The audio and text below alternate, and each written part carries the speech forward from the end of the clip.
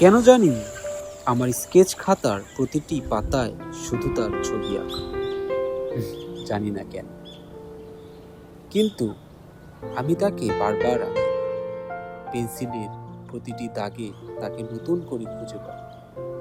ভালো লাগে তার চোখের দিকে তাকিয়ে থাকতে। ভালো লাগে ঘন্টার পর ঘন্টা একা একা তার সাথে কথা বলতে।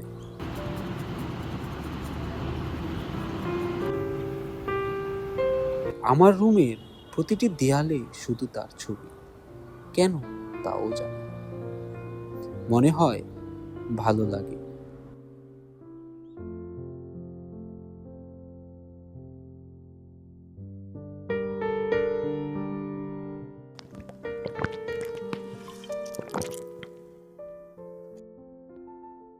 আমি জানি সে শুধু আমার কল্পনা।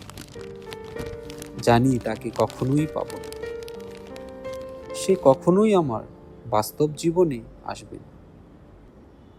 তবুও ভালো লাগে।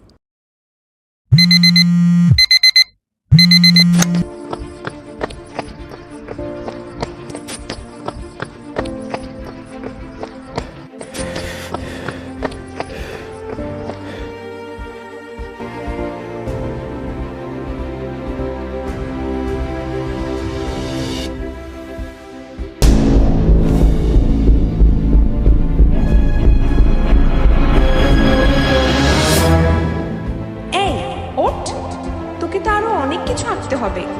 আমার গল্প তো এখনো শুরুই হয়নি।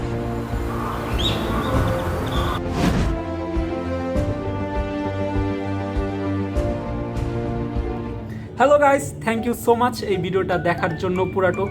আর আমি চাচ্ছি কি যে এটার পার্ট 2 বানাবো। আপনারা যদি পার্ট 2 চান তাহলে কমেন্ট করে জানান। এটার পার্ট 2 স্টোরি বিলিভ মি খুব চমৎকার একটা স্টোরি, অনেক ইমোশনাল হবে, ড্রামা হবে। আপনারা যদি চান তাহলে পার্ট 2 অবশ্যই বানাবো। আর কমেন্ট করতে হবে যে পার্ট 2 লাগবে কিনা। আর ধন্যবাদ জানাই রকিকে এত সুন্দর করে ভিডিওটা করে দেওয়ার জন্য।